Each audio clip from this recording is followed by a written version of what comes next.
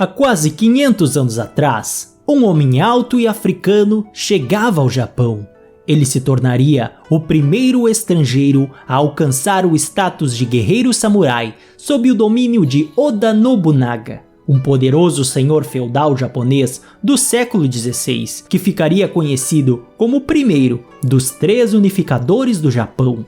Não existem dados nem registros sobre a data ou local de seu nascimento, que chegou ao país oriental por meio de um jesuíta chamado Alessandro Valignano, no ano de 1579. Foram as cartas trocadas entre Valignano e outro jesuíta português, Luiz Frois, que garantiram que ao menos uma parte da história de Yasuke sobrevivesse à passagem do tempo. De acordo com as comunicações entre os 2 missionários, Yasuke servia aos jesuítas no templo onde viviam, mas sua aparência e tamanho incomuns chamaram tanto a atenção da população de Kyoto, capital japonesa da época, que as pessoas subiam uma nas outras para vê-lo, segundo relata o historiador Lawrence Winkler. Alguns especialistas acreditam que ele era escravo. Tinha cerca de 24 anos e sua altura era de aproximadamente 1,88 m. Sua pele era negra como carvão. Foi assim que Matsudara Ietada, seu colega samurai, descreveu-o em um diário de 1579. A altura média de um homem japonês era de 1,57 m.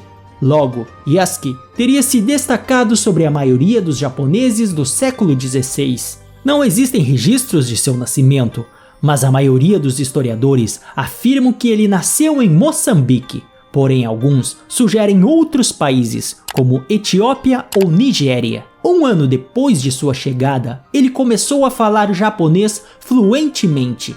Yasuke conheceu Nobunaga logo após sua chegada ao Japão e despertou o interesse do chefe samurai, já que falava japonês. Os dois acabaram se dando bem. De acordo com Thomas Locke, que escreveu um livro sobre o samurai negro, como amigo de Oda Nobunaga, cavalgava ao seu lado nas batalhas, se juntando aos escalões superiores da classe guerreira japonesa, os samurais, em pouco tempo. Nobunaga era um grande fã das artes marciais e passava muito tempo praticando exercícios. Ele também era uma pessoa excêntrica, segundo o historiador Webb. Usava roupas de estilo ocidental e procurava a companhia de pessoas altamente disciplinadas e inteligentes.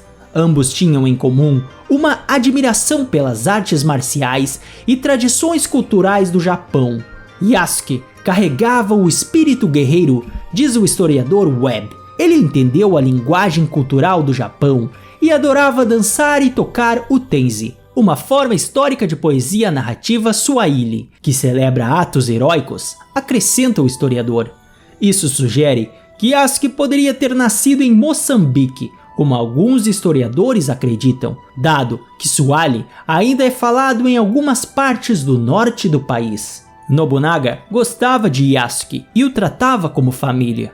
O africano estava entre um grupo muito seleto de pessoas autorizadas a jantar com ele. Nobunaga elogiava sua força e estatura, dizendo que ele tinha a força de 10 homens. Quando Nobunaga concedeu o posto de samurai a Yasuke, a ideia de um guerreiro que não fosse japonês era algo inédito.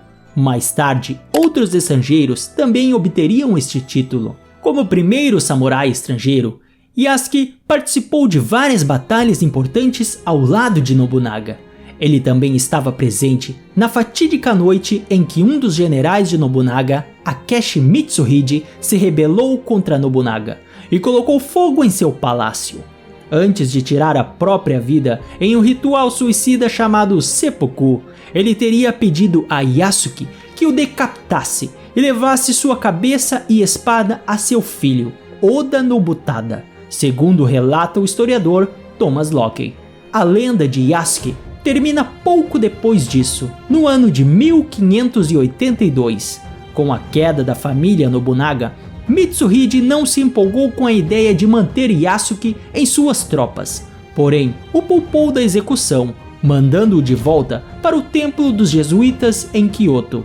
Embora seu destino e os últimos anos de sua vida permaneçam desconhecidos, Yasuke viveu na imaginação de muitos japoneses que cresceram com um livro infantil premiado, Kurosuke.